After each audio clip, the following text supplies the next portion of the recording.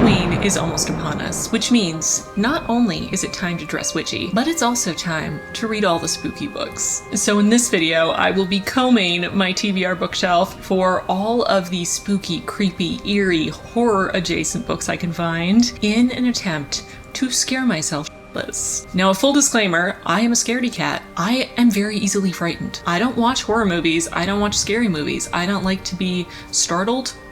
I don't like loud noises. I don't like creepy imagery that will lock itself into my brain and give me recurring nightmares for at least 15 years. I have found over the years that I have a bit of a higher tolerance for reading scary things than consuming scariness in any other medium. And I've kind of leaned into that as my way to get that adrenaline rush that people talk about with things like roller coasters, which no thanks, never again. So I thought it'd be really interesting to try to do a video where I'm going to keep reading scary books until I am legitimately freaked out. One of those moments where you look over your shoulder because you think you heard the villain from the story you're reading, or you can't fall asleep because you keep imagining a scary scenario, or you feel your heart racing as you turn the pages faster and faster. That is the moment I'm looking for. That's the feeling. So I'm gonna keep reading horror books, spooky books, creepy books, scary books until I scare myself shitless. TBR is up in the air, but I did want to introduce you to some of the options, some of the books that are top of mind for me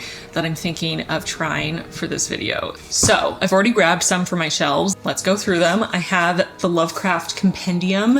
I have never read any Lovecraftian horror, and he is a classic of the genre, so it felt wrong not to include this as an option for this video. Then for something a little more modern, I have Devil House by John Darnielle. This was published last year, and it's supposed to be horror in a creepy house, which is a classic for a reason. I have another classic, The Woman in Black by Susan Hill. I've been meaning to read this for years, and it's a classic, spooky ghost story. Yet another collection of stories from a classic author I have In a Glass Darkly by Sheridan Le Fanu, a collection of supernatural tales with gothic elements. Le Fanu was apparently fascinated by the occult, and to my knowledge, this is generally considered to be the collection that best showcases his work. Okay, just a few more options. I have The Complete Tales and Poems of Edgar Allan Poe, yet another classic collection of short horror stories that has been on my TBR for ages and ages. I finally got this gorgeous hardcover edition that I'm obsessed with. Continuing on in the vein of short story collections, I have The Great God Pan and Other Horror Stories by Arthur Machen. The back says, "Something pushed out from the body there on the floor and stretched forth a slimy, wavering tentacle."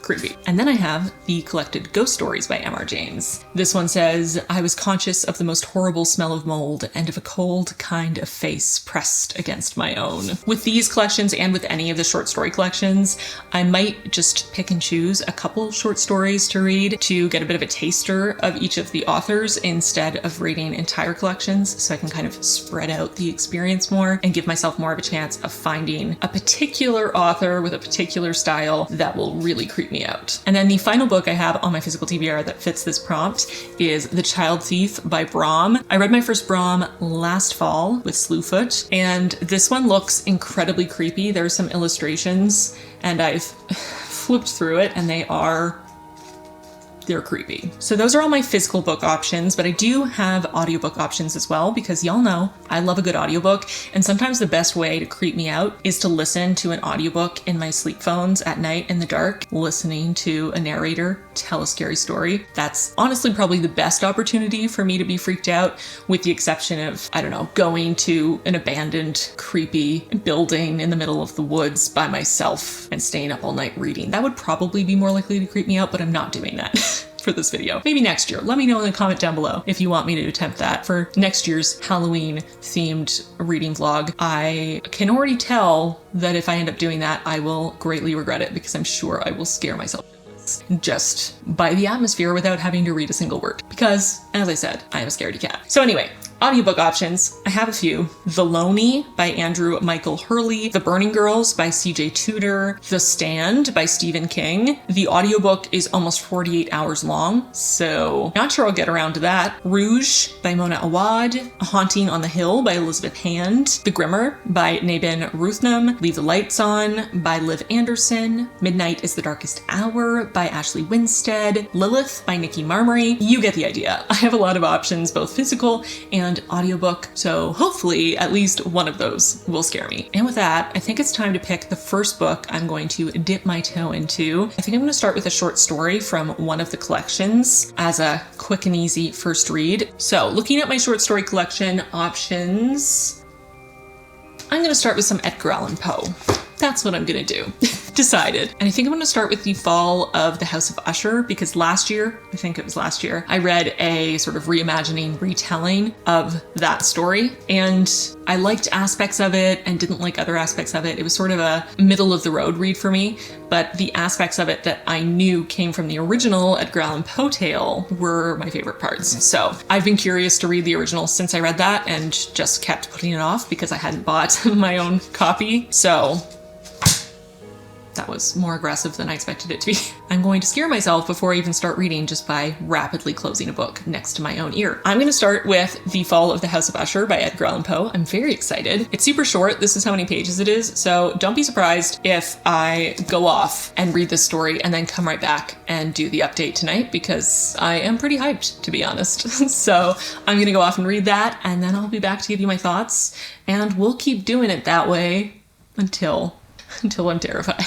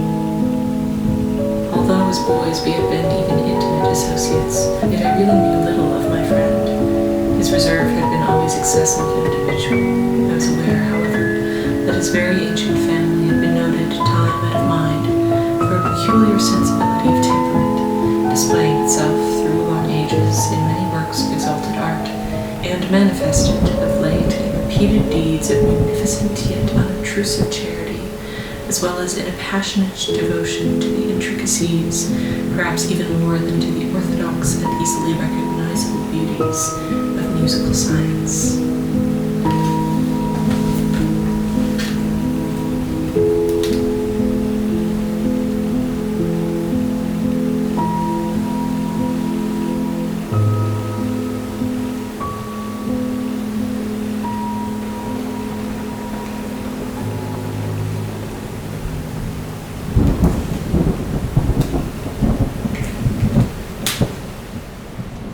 Okay, so I just finished The Fall of the House of Usher, and I enjoyed it. It was super short, like I mentioned, but very beautifully written. I highlighted quite a few passages that stood out to me. It definitely had a eerie, creepy, slowly building tension in the atmosphere, growing terror, but slow and quiet and menacing. I really liked the descriptions of the house. There was very strong building of that atmosphere, the physical place. Those descriptions really added to that sense of unease that the narrator is feeling, and we as the readers are also feeling. And the deterioration of Roderick Usher is also adding to that slow creeping dread and escalation over the course of the story. It was interesting to see what aspects of the story were kept in the other version I read and what were inventions on the other author's part. I really liked the inclusion of the lyrics of the song that Roderick sang at one point. I would love to hear a version of the song. If I'm sure someone at some point has put these lyrics to a melody, I would love to hear what that would sound like, because two of the verses in particular really grabbed me. And travelers now within that valley, through the red litten windows see vast forms that move fantastically to a discordant melody, while like a rapid ghastly river, through the pale door, a hideous throng rush out forever, and laugh but smile no more. So creepy, so eerie. I also appreciated the detail that Roderick felt that all vegetable things had a sentience, and almost felt like the fungi growing on the exterior of the house, the surrounding landscape had a sentience, and a sentience that was oppressive and menacing and terrifying to him and contributing to his condition. There's also a paragraph that just lists all the different books that they're reading together, basically, as the unnamed narrator is trying to raise his friend's spirits. And I kind of want to try to find all of these and read them as a bit of a challenge. Because it sounds like it would be fun. I really enjoyed the ending and how the events in the House of Usher are mirroring the events in the story that the narrator is reading to Roderick, trying to calm him down during this vicious storm, and the dramatic ending, which, spoiler, I'm going to read the final line of the story. So I'll put in the chapters where you can skip to skip this if you don't want to hear how the story ends. While I gazed, this fissure rapidly widened. There came a fierce breath of the whirlwind. The entire orb of the satellite burst at once upon my sight. My brain reeled as I saw the mighty walls rushing asunder. There was a long, tumultuous shouting sound like the voice of 1,000 waters, and the deep and dank tarn at my feet closed sullenly and silently over the fragments of the House of Usher. Like, damn, Mr. Poe. Fantastic. I thoroughly enjoyed this. It didn't scare me. I will say the final page and a half to 2 pages, I was reading faster and faster and faster as the text sort of indicated or encouraged, as things escalated and you see the mirroring between the story and reality and you start to understand what's going to happen. You know, my heart rate went up a little bit. I was feeling engaged and sort of tense, but I wouldn't say that I was genuinely afraid at any point, though I definitely give full marks for eerie, creepy atmosphere, gothic atmosphere, spooky vibes, intricate and beautiful and dark descriptions. Very nice. I rate The Fall of the House of Usher 5 stars. I think it was fantastic. It delivered what you want it to deliver. As much as my hope for this video is that I will be genuinely terrified at some point, I feel like the amount of tension and uneasiness that I felt reading this was exactly perfect for what the story was. So, great start to this video. I think I'm going to tentatively select both a physical book and an audiobook as my next reads, and whichever one grabs me more is the one that I'll finish first. Grabbing my TBR basket. I kind of want to read a whole story instead of a short story. Since I just read something old and classic, maybe I should go for something new. Read last year release Devil House, but I'll also pick out an audiobook. I think I'm going to go with Rouge by Mona Awad. I'm a fan of Mona Awad as a writer. I loved Bunny, 5 out of 5 stars for me. All's Well was okay for me. I think I gave it 3 stars. There were things I liked about it, but it didn't quite work for me the way Bunny did. So I'm sort of in a place where I'm really intrigued by Mona Awad. I really enjoy her ideas and where she's willing to go with her storytelling and the subject matter of her stories. But so far, the execution has been either fantastic or a bit of a miss for me. So I'm really curious to know how rouge goes for me. I don't know much about this, but I am under the impression that it's about someone who is sort of unhealthily obsessed with their physical appearance, and things get dark and unsettling relatively quickly. So Devil House and rouge, they kind of go together. The vibes are working for me. So I'll probably read the first chapter of this, listen to the first chapter of this, and whichever one is gripping me more, I will be focusing on more. But I'll be back once I finish one or both of them to give you my thoughts.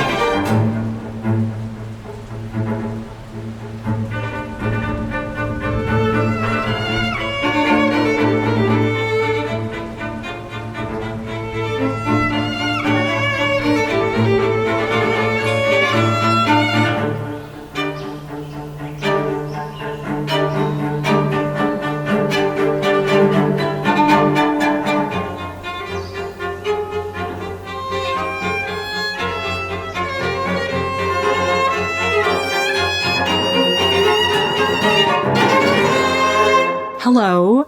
I have been making some progress on Devil House especially. Last night I read the first chapter of Devil House and rouge, and both of them were interesting and intriguing in different ways, but for whatever reason I felt pulled to continue with Devil House a little bit more. So I have left rouge aside for now. I'll pick it back up after, but I've kept reading Devil House and I'm now on chapter 6. So making progress, not super quickly, but it does feel like the pacing is starting to pick up a little bit. I'm finding it interesting so far. It definitely doesn't feel scary or even really spooky or eerie. It doesn't have too much atmosphere just yet, but it does feel like it's leading up to something within that realm. So fingers crossed it will get scarier. So yeah, it's going well so far. And because I spent a while this morning in bed reading, I found myself looking around at my bedroom and first of all thinking how nice it is, because that's always what I think when I look around this room after we did our makeover. Check out that video if you missed it to see the room transformation. But it occurred to me that I hadn't done anything to update the decor for autumn and Halloween. Not that I have to, I'm not someone who feels like I need to put out, a bunch of holiday specific decor or change everything to match the season, but I do like adding just a couple things here and there, especially for autumn because it's my favorite season, just to up the atmosphere and the vibes. So I thought it might be fun to do a little bit of a room refresh to give it some new life and make it feel a little more autumnal. So I have some things that I think could add to that vibe that I'm going to sort of put around the room. But the biggest thing that's going to make the biggest difference are new sheets, because a king size bed sort of takes over a space visually, unsurprisingly. So I'm going to swap out these sheets. These are my beautiful linen sheets from Brooklinen, but I have an even cozier set that I can put on the bed. Thanks to Brooklinen, who are sponsoring this video. They sent me flannel sheets. And when I tell you, I am ridiculously excited to have flannel sheets on the bed. You're just gonna have to take my word for it, but I'm ridiculously excited. If you're unfamiliar with Brooklinen, they're a luxury sheets company that are focused on making beautiful, high-quality sheets that are worth investing in. I know from personal experience what it's like to be constantly buying cheap sets of sheets that only last a couple washes before they basically completely fall apart. And now that I'm in my 30s and a homeowner, I want to be investing in sheets that are going to last me a very long time. And so far, all my sheets from Brooklinen only get better and softer and cozier with every wash. Whether you go for one of their many super fun limited edition colors and patterns or something a little more classic, Brooklinen is the place to go for sheets that will stand the test of time and look great doing it. You can shop for your Brooklinen flannel hardcore bundle from the comfort of your own home using Brooklinen's super easy to use website where you can mix and match from a bunch of different colors and patterns. Select your core sheet set, extra pillowcases, and duvet cover to build your perfect bundle. So these are the sheets. They are so soft, like a really nice brushed texture. And I really loved this check pattern. They feel perfect to me for autumn and then going into winter. Very cozy season vibes. And of course, I also got matching pillowcases so I can have 2 pillows with the white speckle and then 2 pillows are going to be the check. I can already tell that a bed made with these sheets is going to be so ridiculously cozy that I'm never going to want to get out. This is a hardcore bundle, which includes a core sheet set, extra pillowcases, and a duvet cover. And buying the bundle saves you 25% off buying each piece individually. These cozy flannel sheets are ultra soft yet breathable and come in a plethora of menswear inspired patterns that are easy to mix and match. I decided to go for a classic cabin vibe, but you could also go for something more modern. Flannel is Brooklinen's coziest weave, making it perfect for the colder months. The sheets are Oikotex certified, woven from 100% cotton flannel in Portugal. These sheets feel amazing. I'm really excited to sleep in them for the first time, so I'll definitely come back tomorrow morning and let you know my verdict after the first night. Brooklinen is offering my viewers a special discount of $20 off any order over $100. So click the link in the description box and use my code PlantBasedBride.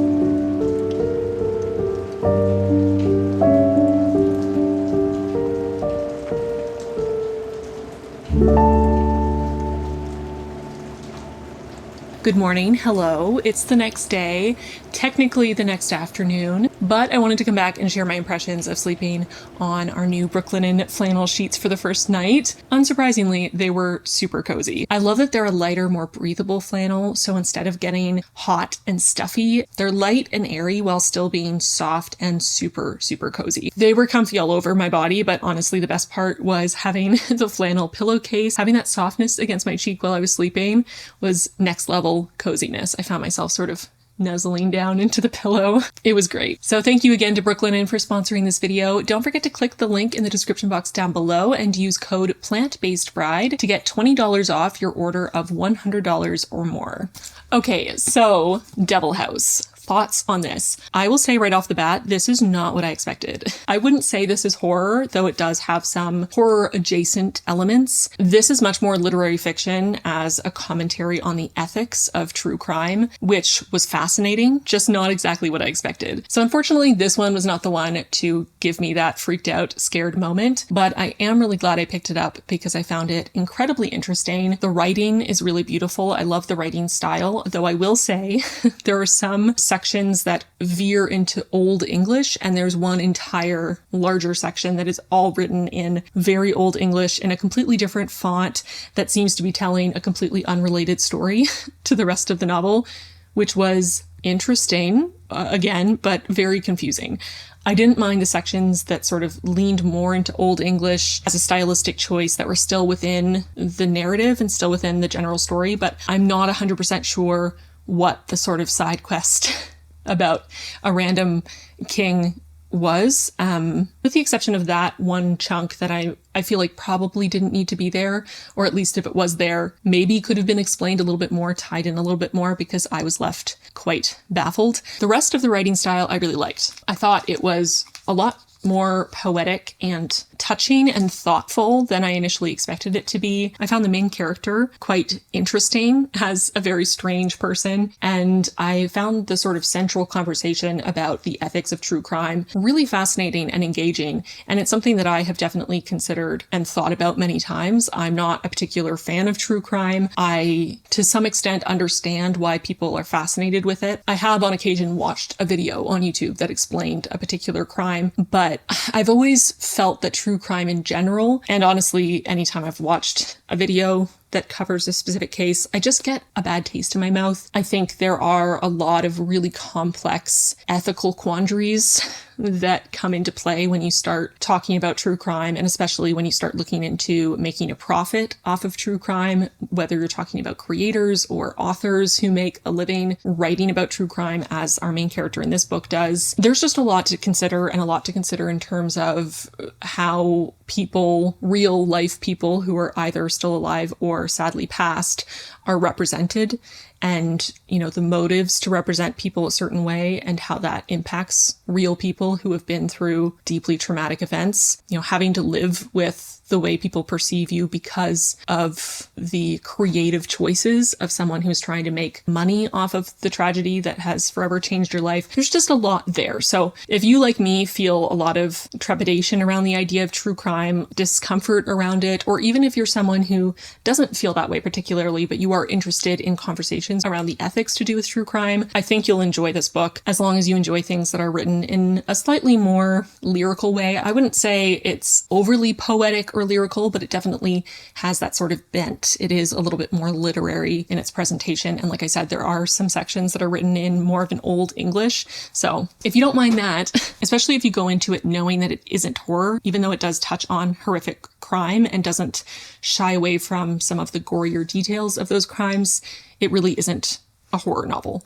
But yeah, I found this really interesting. I appreciated some of the more periphery conversations around things like homelessness, about child abuse, and how that translates into teenagers and young adults who have difficulty finding their way in life and can end up going down the wrong path. Victim blaming when someone isn't the perfect victim. Discussions around self-defense and what constitutes excessive force, and castle doctrine. This is a really introspective novel, and I imagine a lot of it comes from the author's own personal lived experience and also questions that maybe he has had around the ethics of writing about horrific crime, whether it's true crime or fictional. And it's nice to see authors asking those ethical questions. But the current timeline, the slightly further back timeline with the same author as the protagonist, and then the exploration of what might have happened in Devil House and also what happened with the White Witch of Morro Bay. I found all of those different timelines and sections really engaging, and I thought the author did a good job of switching between them without having that sort of jarring effect that you can get sometimes when there are time jumps or jumps between different perspectives. I think the author did a really good job of balancing it and keeping you engaged, even though I did find the book a touch long.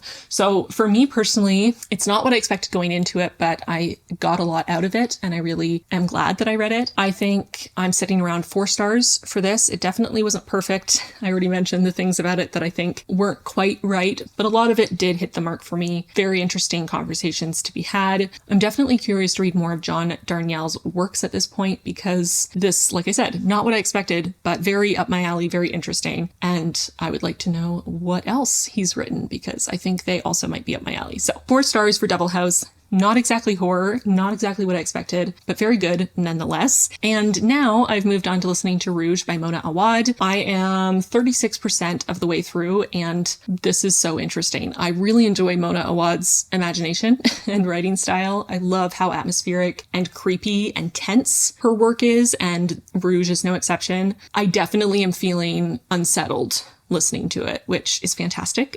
That's what I was hoping for. So I'm really interested to know where this goes. I feel like where I am now is kind of on the cusp of maybe some more horrific, disturbing reveals, and I have some theories. So I'm going to keep listening to it, and when I'm done, I will come back and share my thoughts.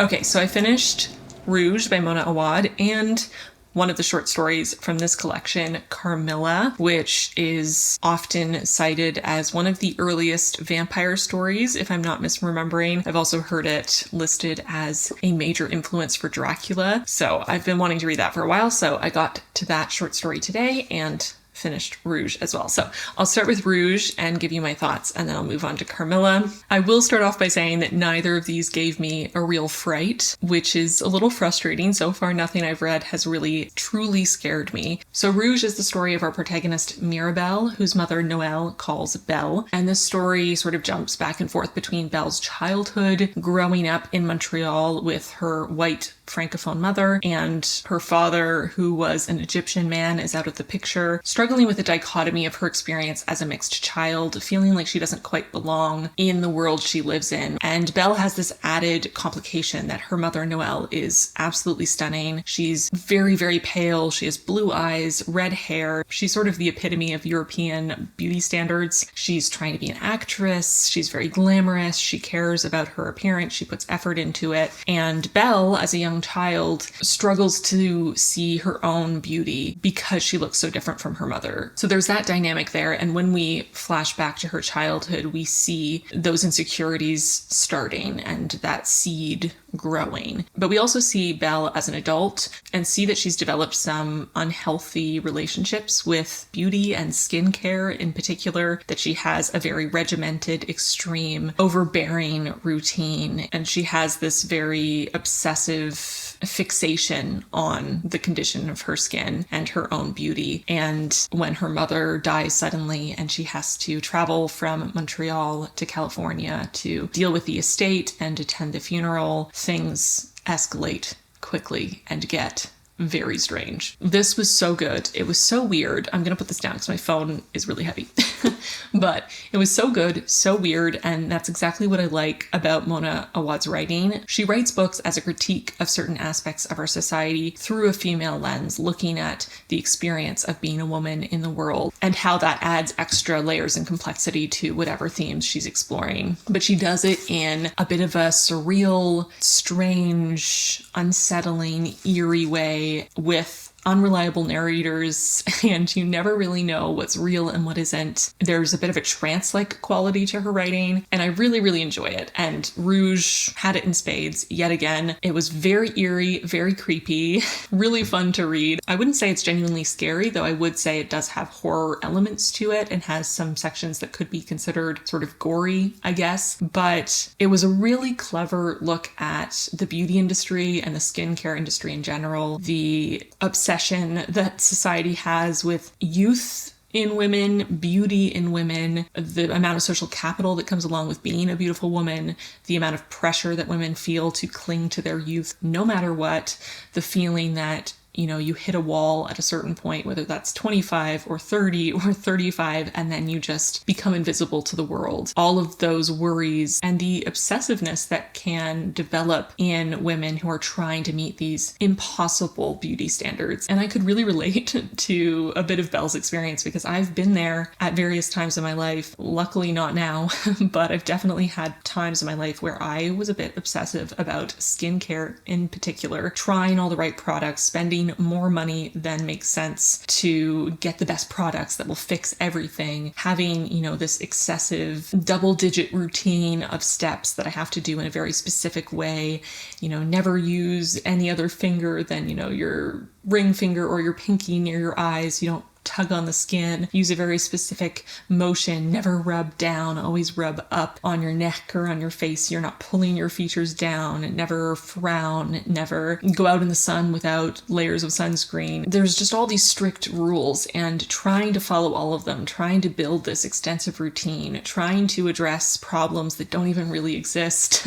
looking at natural features on someone's face, like nasolabial folds, which some people just have genetically, like I do. Babies have nasolabial folds, and feeling an obsessive need to eradicate them. I just feel like this book was such a clever, tongue-in-cheek, satirical, visceral look at the skincare industry and what that can do psychologically to the women who feel an obligation to engage in it and to meet a certain standard of beauty. It was just really fascinating, really well done, very much rang true to my experiences. And Mona Awad herself shares the identity of her main character. She also was the daughter of a white French Canadian and an Egyptian father, and grew up in Montreal. So I think it's fair to say that some of her own childhood experiences sort of seeped into this work, and I could very much feel the vulnerability and the pain in those childhood scenes with a young Belle who just felt that she would never belong and never fit in and never look like her mother, never be seen as her mother's daughter, never feel right. And that's just absolutely heartbreaking. Like I said, I don't want to say too much about where the story goes because that would give away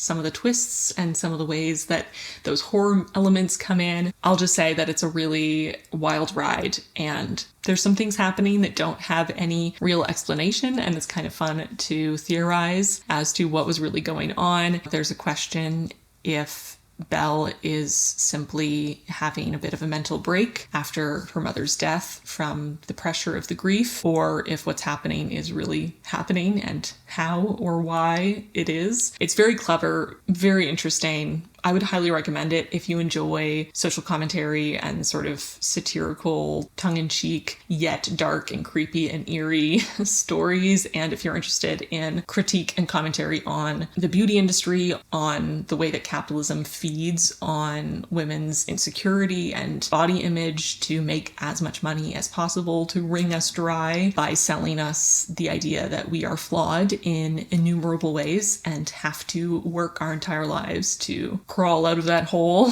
and become beautiful and therefore worthy. I could probably talk about this forever, which is part of why I found this so fascinating and really enjoyed it. I give Rouge by Mona Awad 5 stars. It didn't scare me, but it was definitely worth the read. I guess I'll do a really short spoiler section here just for anyone who's actually read it to share a couple of my thoughts on what was actually going on. So spoilers starting now. The chapters will let you know where to jump to if you don't want any spoilers for Rouge. I loved the direction that this went. I loved the really creepy, predatory cult-like spa that was giving out free treatments and draining people's memories and life force, essentially, in exchange for this perfect beauty, and then eating their life force, basically feeding on everything that made them who they were, what made them individual, you know, taking that away from them and leaving them this sort of cold husk mannequin without all their memories, without their personality, you know, draining them of color, literally, where darker skinned women getting these treatments become very pale, sort of leeching them of color and life, and then literally consuming them, basically eating them alive.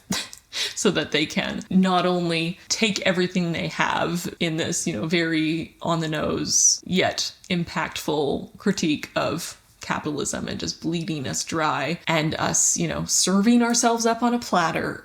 Like, please take everything I have so I have the chance to be beautiful. And that's what these women are doing. And it doesn't treat them like that is a silly, vain choice for them to have made. Although some of the characters are vain, that is a trait that they have. But I think it's presented the way that it actually is, which is it's a tragedy. It's a manipulation. It's psychological warfare. It is telling women over and over again, from as soon as they can understand, that they are flawed, that they need to fix themselves, and it's the only way that they will deserve anything good in their life. And you just remind them of that over and over and over again, bombard them with images of women who have been, you know, altered to high heaven and make them feel like they could never live up to that standard, and then, you know, hook them and reel them in and consume everything they have. It's so masterfully done. I loved the imagery of the jellyfish that were slowly growing and filling with their personality and their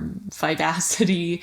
I really loved the exploration of the mother-daughter relationship and the way that that resolved in the end, and them having at least one moment of true love and compassion and care where Noelle could really take care of Belle and save her. And it doesn't fix everything. It doesn't mean that Noelle was all of a sudden the perfect parent, because she certainly wasn't, but it was very touching to have that final gift that Noelle could give. In death, she was able to save her daughter. I wouldn't necessarily say that my interpretation is that it was all in Belle's head, although obviously that is one interpretation, that she sort of created this absurd, fantastical, and menacing version of what was happening in reality to cope with her grief. I kind of think it's more fun to interpret it as this being some sort of an alien cult that are using a system that's already perfectly set up for them to consume women who are trying to cling to beauty and youth. That our society is already doing this to women, that it's very easy for, you know, this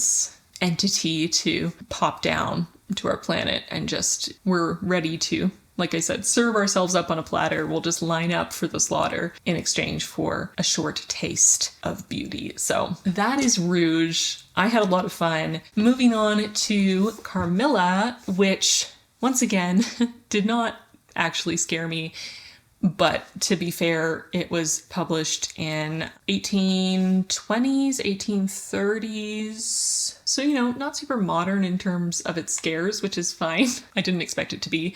But I did really want to read it for this, even if it wasn't going to genuinely freak me out, because I had heard so many things about Carmilla. And it is super short. It's like 11 or 12 short chapters. And it's this woman, Laura, recounting her experience as a young woman with Carmilla, who is, spoilers, but not really, a vampire. I can definitely see how it could have influenced Dracula. There are definitely similarities there, though, of course, in Dracula, our vampire is a man. I did like the female perspective. There are definitely some very heavy, I was going to say, you know, undertones, but they're really overtones sapphic overtones. It does feel like Carmilla is obsessed with Laura, our protagonist, in a romantic way, and Laura feels both drawn to her and obsessed with her on one level, but also afraid of her or disgusted or confused. She doesn't really know how to feel about it,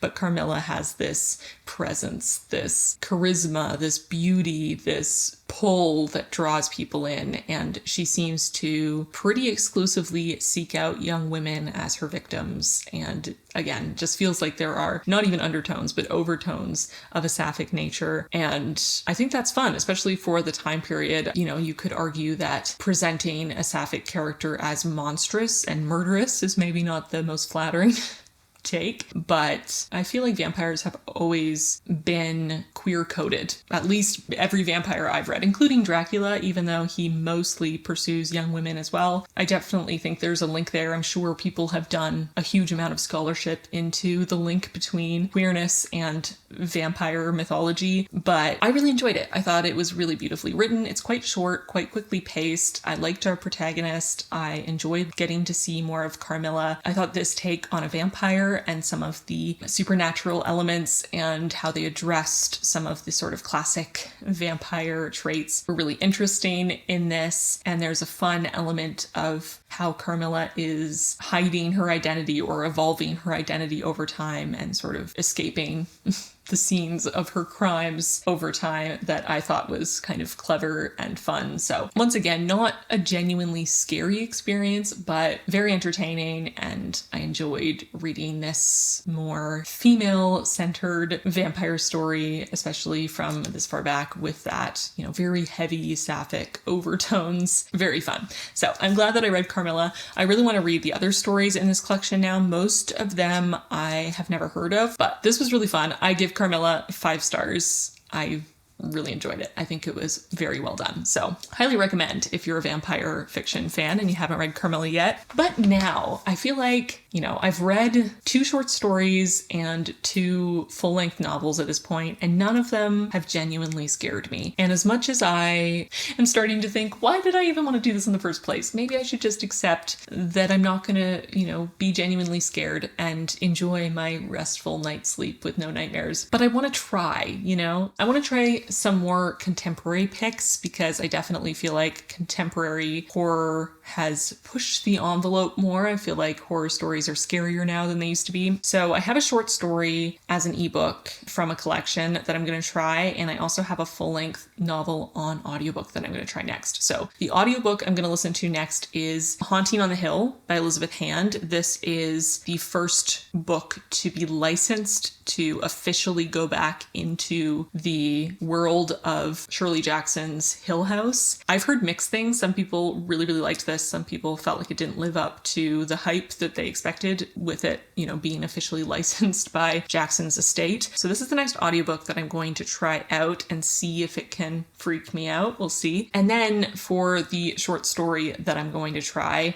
I'm going to try Stephen King, which I'm scared to say. I have always been too scared to read any Stephen King because I just feel like his stuff would give me nightmares from what I know of them. I haven't even watched any film adaptations of his work with the exception of The Shining, which I have only watched a handful of times and definitely very much creeped me out. But I feel like if anyone is going to genuinely scare me, it's probably going to be Stephen King. But I don't have time to read something like The Stand and many of his other full-length novels, which all seem to be very, very long. So I'm going to try something from his short story collection, Skeleton Crew. I've heard a lot recently about Survivor Type, which is the story of someone getting washed up on a deserted island and needing to survive. And it sounds really creepy. I'm honestly, like you can probably tell by how I'm talking about it, I don't really want to read it, to be honest. But hopefully it'll actually freak me out or genuinely scare me. That's the hope, without the nightmares, hopefully. So fingers crossed. Yeah,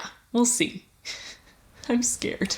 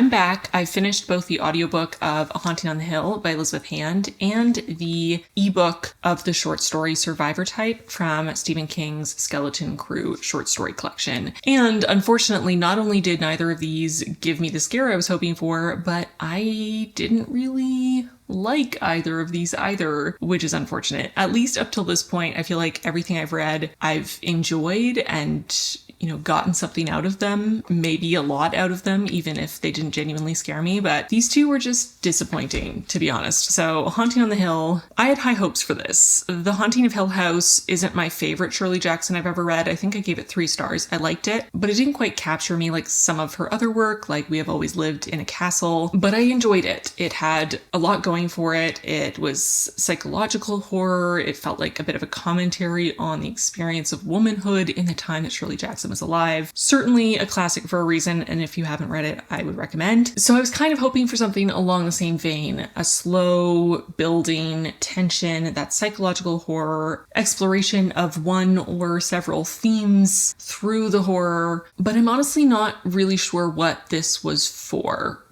There really wasn't anything scary other than very few little moments here and there until the last, 7% of the book, maybe even less, maybe last 5%. And then once we got to that point, the transition from everything being, scary in the way that it's dark and people keep saying that they shouldn't be there, but other than that, nothing's happening. And then all of a sudden it's like everything's going down all at once. Everyone's terrified. It's not 100% clear what is happening. And then it's over. It didn't work for me. The pacing felt off. I really wish that it had been a much slower build. It felt like it needed to be longer. It was so abrupt at the end. And there didn't seem to be much in the way of themes being explored. I was starting to tease out a couple early on, like how we view older women, ageism, and how it connects with misogyny. But those issues weren't really explored. They were just kind of mentioned once or twice. And the characters were all the worst. And I don't necessarily need to like the characters in a story. I'm fine with there being unlikable characters. I'm even fine with every character being unlikable as long as they are interesting and intriguing and the story has something going for it. That can be really fun. But they all sucked so much. They were all the worst. And I didn't like any of them. I didn't enjoy their dynamic. I didn't find it scary. I didn't know what the author was trying to say with it. It was just, can you tell? I feel like I wasted my time. Very frustrated with this. I will do a short spoiler section because I want to rant a bit about the ending, but I will say before that, I disliked all the characters, but Nisa in particular, wow. She is the worst and so annoying, so full of herself and egotistical on a whole other level. It was honestly baffling every time I thought we'd reached the peak of her being a shitty person. It just got worse. And at first I was like, oh no, this book is going to represent Nisa as theater kid energy to the nth degree, and it's just going to reinforce for people how annoying theater kids are. And as a theater kid, once and always, that always hurts my soul a little bit because yes, we tend to be expressive. Yes, we tend to be a little nerdy, a little awkward. Sometimes we can, enjoy being the center of attention, but we're not all bad, okay? Being a theater kid is also being super into the arts and storytelling and into the magic of theater and music and wanting to share that with other people, wanting to connect with people on a deep level. I could rant about this forever, but I'll stop myself. But anyway, I was worried that Nisa was just going to reinforce that in people, and it always makes me a little sad. But honestly, by the end, I was like, you know what? She is. She is that. She is everything everyone thinks about when they think about the worst kind of theater kid. She is that stereotype. She's what people think of when they think of a theater kid, and that is why people hate us. So I also hate Nisa, and I can understand if people legitimately think that theater kids are all like that, why they would be frustrated with us. But I would like to say yet again that we are not all like Nisa, and I have known hundreds of theater kids in my life. None of them were on Nisa's level. Not even close. So anyways, but I want to talk about the ending, so I'm going to do a short spoiler section and then I'll give my final verdict and rating. So spoilers, the ending. As I mentioned, Nisa is the worst of a bad bunch. They're all incredibly irritating. I didn't care about any of them. I wasn't rooting for any of them. I wasn't concerned about any of their safety. But Nisa in particular, I was not concerned because she was so self-centered, so full of herself. She truly thought she was God's gift to the planet, that her voice was God's gift to the planet, and that anyone who heard it was like they were being touched by an angel. They would never fully understand the gift they had been given to have been able to listen to her voice. And you think that I am exaggerating if you're watching this not having read the book, but I'm not. That's almost verbatim something she says at one point. It's wild. Oh, and she's also cheating on her girlfriend with her girlfriend's best friend. So that's nice. And she is the only one who dies. She's the one the house takes. There was zero emotional impact with that. I was like, oh, she's gone. I don't have to listen to her breaking into song every 15 seconds anymore.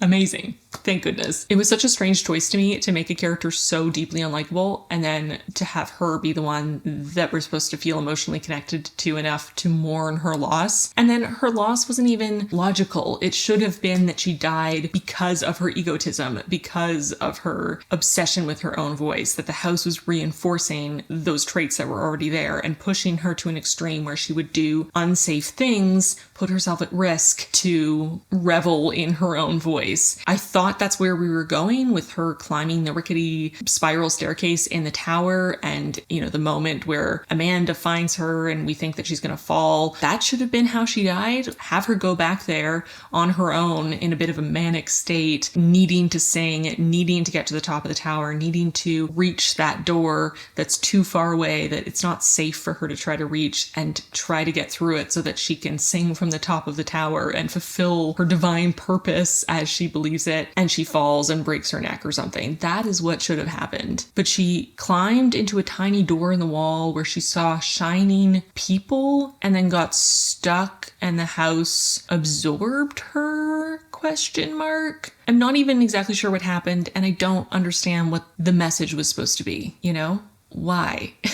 And I'm still baffled. Like, of all the things you could have done, that's what you did? And then the fact that for most of the book, the scariest thing was that there are these gigantic black hairs that are like the size of a person that keep appearing around the grounds or in Hill House itself, and they just stand up and look at people and smile with a very human facial expression. Like, where are these coming from? Why are there giant black hairs everywhere? I'm so confused. Honestly, I was initially going to give this 2 stars, but the more I think about it, the more frustrated I feel.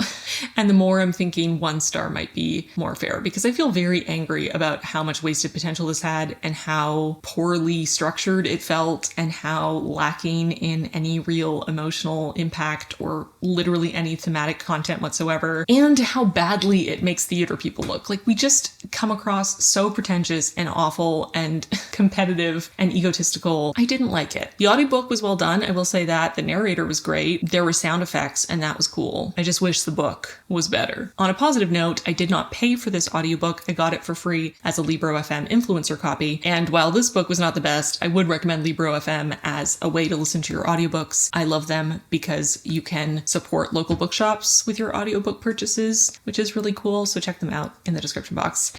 Moving on to Survivor Type by Stephen King, my first ever anything by Stephen King, and it was not a good start. I did not like this short story, and it really sucks because I have seen so many people say this is their favorite Stephen King short story. Once again, we have one character in this short story, and he is the worst. He's even worse than Nisa. He's just an awful human being. He's super racist, he's fatphobic, he's an anti-Semite, and the setup is that he's stuck on a deserted island that's literally just rocks, and he's stuck there, and there's no vegetation for him to eat, there are no animals, and this awful, awful piece of human that doesn't even deserve to be on the bottom of someone's shoe has to figure out how to survive. And the short story is a series of diary entries as he passes his days being hungry, remembering how crappy of a person he is, and eventually things happen that are horrific. I'll do a little spoiler section for this one too, because it's pretty much impossible to talk about without talking about the spoilery part, but I will say that I didn't find this scary. I did find it gross. I felt nauseated reading it. First because he's such an awful person, and then later because of what was happening in the story. But it wasn't scary. There was no real description of what was happening. We didn't get to see inside his mind and what he was struggling with. We didn't feel any psychological horror, which I feel this setup is ripe for. Even though the story is told through his diary entries, they're very perfunctory. They're very matter of fact, very little emotion, very little of his feelings. So it felt very dry and very empty to me. I think the horror would have come from getting a little peek inside his mind, and the terror and the horror and the disgust. And we didn't get any of that. So I'm just not really sure what it is about the story that people like, to be honest. And I would love to know. I'm not trying to be judgmental. It's just that I just finished reading 2 stories that didn't work for me, and I'm feeling a little feisty, as you can probably tell. But if you love the story, please tell me why. I legitimately would like to know, because I'm having trouble seeing it right now and I'm feeling very frustrated. So I'm going to do a spoiler section so I can talk about that. Skip ahead if you don't want spoilers for this short story. So basically, our main character is stuck on this island. He manages to kill a couple animals, a gull, a crab, I think a spider at one point, a dead fish, and he eats them raw because he has no other way to eat them. He at one point breaks his ankle pretty badly and realizes he's going to have to amputate. And once he amputates, he's like, well, I'm not using it. And he eats his own foot, which is disgusting. But we don't get any horror. We don't get him wrestling with whether he wants to amputate or not, fear about amputating his own foot. And part of it is because he's a surgeon. He just feels so full of confidence that he'll do a good job and it won't be that bad. And he's so strong and it'll be fine. He'll just get a prosthetic when he gets back to land. No big deal. And then we get very little description of the actual act either. So it's not scary. It's just like, oh, that's gross. There's also no description of the first time that he auto-cannibalizes. We don't get a moment of like, I can't do this, and horror and wrestling internally with a need to survive through doing something so repulsive and so antithetical to being a human being. We just get none of that. Is just passed over. He doesn't even say that he does it at first. He just sort of like hints at it and then moves on. It's just a very strange choice to me. Not that I would have wanted to read in great detail either the act of the amputation or eating it, but the lack of those things just left me feeling very cold. And we just never get any of that internal horror of what he's doing and wondering if he's gone too far. We never have him wonder at what point it's not worth it to live that way and question what he's doing. And that's just strange to me. I don't understand why the story was told that way. And I feel like it had the potential to be so much more horrifying. Put us as the reader into the position of someone like this. Could you do this if you were in this situation? How would you feel at every moment along the way? How horrified and disgusted and terrified would you be? How much would you wrestle with yourself? Could you actually do it? Would you have to try multiple times and not be able to before your need for survival took over? Like anything? It was just so empty. I couldn't even find myself being horrified. And then it was the same problem that I had with A Haunting on the Hill, which is that the character that's going through something horrible is so horrible themselves that I have zero sympathy. Like, this guy is such an awful human being. I just don't feel bad for him. There was no opportunity for feeling any kind of sympathy or putting ourselves into his position at all. It wasn't written in such a way to invite us in to feel what he's feeling, and therefore I don't feel anything. And it wasn't descriptive enough for it to be gross on a just super graphic level either, which I'm fine with because I'm not really into that kind of horror. I feel a bit baffled, to be honest. Anyways, so survivor type. I also think this is a 1 star for me. It just, why? Why is it so lacking in anything that could have made it have an impact? I just don't understand. So I've had many wins so far this video, so I'm just going to keep holding on to those. I've had a couple 5 stars already, which is great. I'm happy about that. But these 2 were huge misses. Instead of continuing on in the contemporary direction, because clearly that's not working for me, I'm going to go back to classics. And what I've decided to do is to read 1 short story from each of these 3 collections. 1 Lovecraft, 1 Machen, and 1 James, and hope that one of these 3 is going to be the thing that scares me. So to try to up my chances, I went online and looked for people's favorites from each of these authors and also what people would consider their scariest works. So for Lovecraft, the ones that were coming up unfortunately aren't in my little collection because it's not a full collection of his short stories. But one that did come up a couple times that is in here is the Dunwich horror. So I'm going to read that one from my Lovecraft compendium. And then for M.R. James Collected Ghost Stories, the one that kept coming up was Oh, Whistle and I'll Come to You, My Lad, which is apparently his most famous, but also is listed as being his most scary several times. So that is the one I'm going to read from here. And then from The Great God Pan and Other Horror Stories, the two that were coming up most were the title story, The Great God Pan, and also The White People. So I'm going to start with The White People because it was mentioned a couple times more. And this is my last ditch effort to find something that scares me. If none of these three stories scare me, then I'm just going to end this video in defeat. Because to be honest, Halloween is getting very close. I've been making this video for a while now, and apparently I am less easy to scare than I thought. Or maybe I've just made the worst possible choices and I'll need to do better next time. But that is my plan. I'm gonna go and get a good night's sleep, and tomorrow I will start on these three short stories. See you then.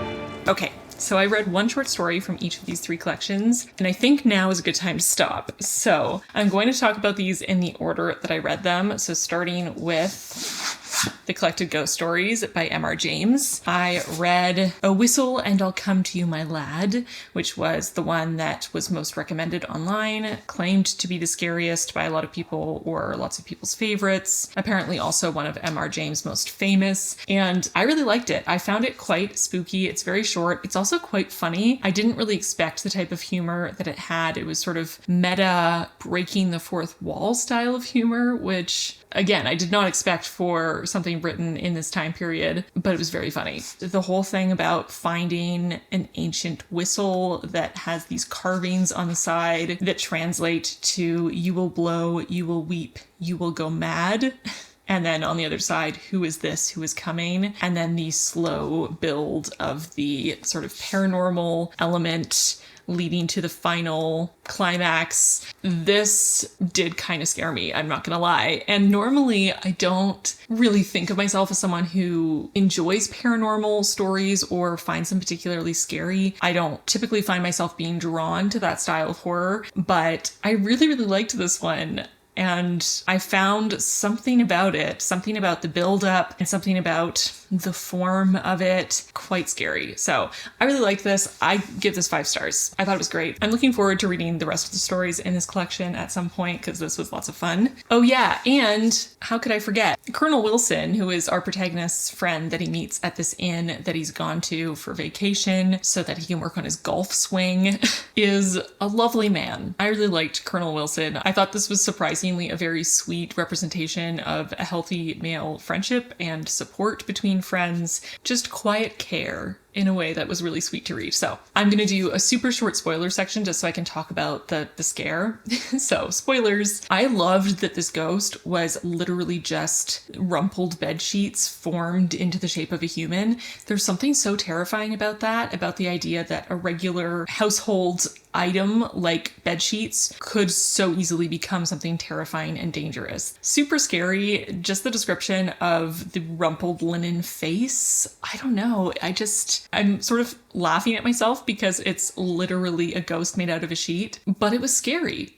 So I'm a fan. I thought that was great. I really liked the slow buildup with the little hints of him struggling to sleep and thinking that someone, in the next room was also struggling because he could hear them tossing and turning. And it turns out that it was the other bed in his room that was tossing and turning with this ghostly being. And then the young boy being scared by seeing it in his window. And then the final night where he has this confrontation. Great buildup. I found the whistle itself super creepy. Finding this forgotten whistle and calling to you an ancient evil, just perfect. I loved it. It was great. So anyway, and I would say up to this point, this story was the one to make me the most genuinely frightened while reading, which is very exciting. So moving on to the next short story I read today, which was Arthur Machen's White People. This words are hard. This is hard to describe. This is very opaque. It's very unique. It is unlike anything I read in this video, and also unlike pretty much anything I've ever read, I would say. It's set up as this intellectual discussion, this debate about good and evil and sin and sainthood that leads to one man giving the other this diary that he has from a preteen girl. And you read basically one long run-on sentence, a stream of consciousness of this young girl's experience with her nurse, who is, we don't exactly know her motivations, but she's letting in this young girl into this cultish, ritualistic religion that she's a part of and threatening her to stay silent and keep it a secret. And it just builds and builds and builds in this long run-on sentence. And there's a lot of subtext and innuendo. And this young girl is coming into her womanhood while steeped in this dark, spooky, cultish, ritualistic sort of world that she doesn't have the full capacity to understand. She doesn't really know what she's getting herself into. It feels like a game, and it's not a game. And while I was reading it, I was a bit entranced. I feel like the way it's written really does lead you to read it faster and faster and faster. I wouldn't recommend reading this in multiple sittings. I think it really is served by just zooming through it the way it's written, just on and on and on and on and on. You really get into the head of this preteen girl, and it's very eerie and creepy. And you sort of have this double view because you're reading it from this young girl's perspective and she really doesn't understand what's happening. She really doesn't have the ability to understand what's going on around her. So you see it from her perspective, but you also are interpreting it through your perspective as an adult, reading it and seeing the red flags and being worried for her and wondering where this is going to go, and obviously not being able to do anything, which I think adds to that horrific quality, wanting to be able to help this young fictional girl, but not being able to step into the narrative and protect her from an adult who is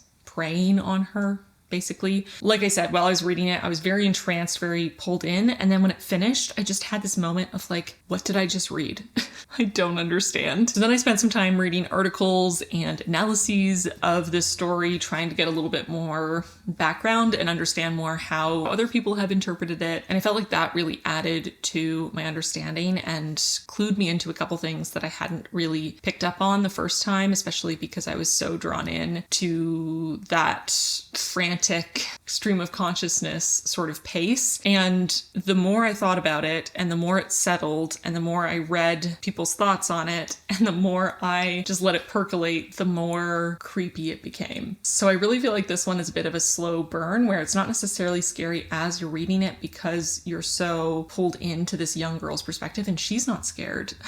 She thinks it's a game. She thinks it's fun and exciting. But once it finishes and you have time to process it, it just becomes more and more and more unsettling. And I think this is a story that's going to stay with me for a long time. I can kind of already feel that sort of settling that sometimes happens when you read something and realize that you'll never be exactly the same person that you were before you read it. Not that it's changing your entire life, but just that it has impacted you in a real, tangible way. And I kind of feel that about this. I'm not trying to be dramatic.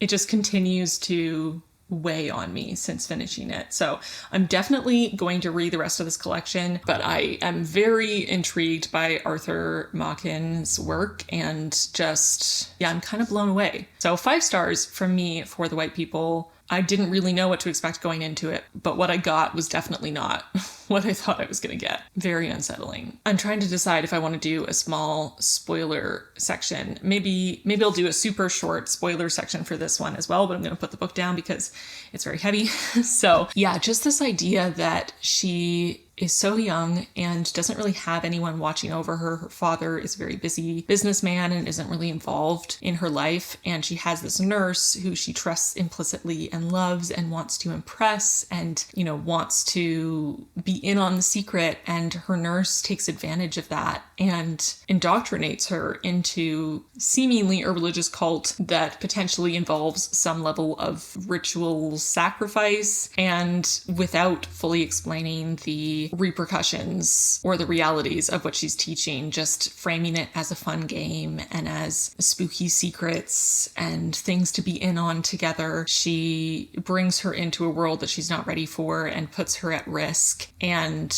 the girl dies, and it's not super clear what happens. It's sort of implied that she takes her own life, but we don't really know for certain. The character who has the most knowledge about this young girl is not reliable, and there's a lot of sexual subtext and implications around her potentially being sexually assaulted and possibly impregnated as a way of bringing, you know, an ancient otherworldly evil into the world. There's a lot out there in terms of interpretation with that, but just, yeah, the more and more you think about it, the more unsettling it becomes. And the more you think about the stories that her nurse was telling her, like about that beautiful woman who everyone wanted to marry, and she took power into her own hands by going into the woods and, you know, having with snakes and giving birth to a stone that she could then use to do this magic and essentially make voodoo dolls of the men who want to marry her so she can murder them in a variety of ways. And the nurse just sharing this as it's like a fun, exciting, you know, female empowerment sort of story for this young girl who then ends up losing her life far too soon. And it's very atmospheric and creepy. You don't really know what's real and what isn't. It seems like she witnesses ritualistic sex at a very young age, and it's unsettling and it's sad. It's really sad. So I don't know if there's anything else I can say, but 5 stars. I just feel this heavy weight in my heart after reading it. And then the final short story that I read for this video was by H.P. Lovecraft, and it was The Dunwich Horror. At first, I wasn't totally sure if this one would work for me as well as the last 2. I would say maybe up to about the halfway point. I was enjoying the atmosphere. It definitely had a creepy and immersive atmosphere, but otherwise it wasn't quite doing it for me. But I would say the second half, especially the sort of final monster, the big bad, was very creepy in how it was described, very disturbing.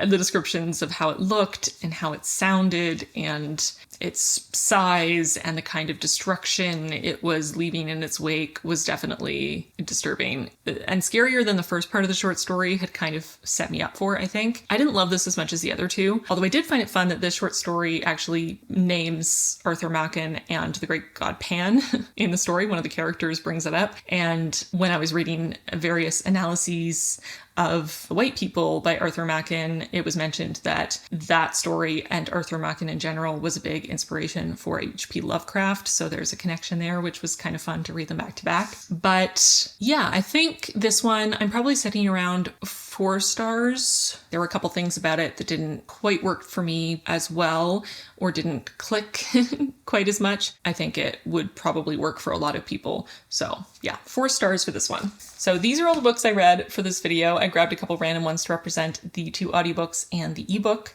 that I read for this. And now I'm going to put this down because it's real heavy. But I want to do a little ranking because I think that would be fun. So starting by ranking them from scariest to least scary, in my personal opinion, here. And then favorite to least favorite.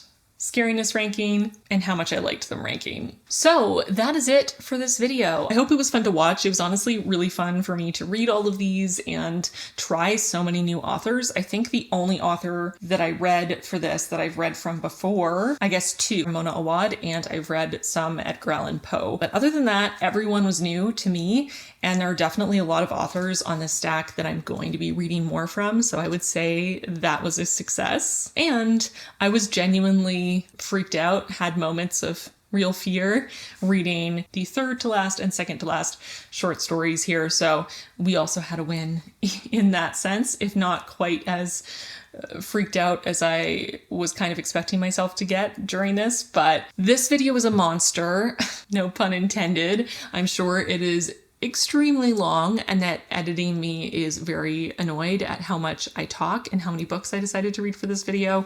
But I hope it was enjoyable. I hope it got you in the Halloween spirit. Let me know in the comments down below if you're doing something similar and what books have genuinely scared you. Let me know if you've read any of these and your thoughts, or if you're adding any of them to your TBR after watching this video. And also let me know what you're dressing up as for Halloween, if you like to dress up for Halloween, because I don't have a costume yet, and that makes me sad. So let me enjoy your costumes instead. And with that, I'm going to get going. Thank you so much for watching this video. Thank you to my patrons, as always, for your support. Thank you again to Brooklinen for sponsoring this video. Click the link below and use code PlantBasedBride to get $20 off your order of $100 or more. And with that, I'm going to get going. Thank you so much for watching this video. Leave some sort of spooky emoji in the comments if you made it all the way to the very end. Thank you so much for watching all the way to the very end. And with that, I'm gonna get going. Thanks so much for watching this video, and I'll see you really soon in my next one. Bye, friends.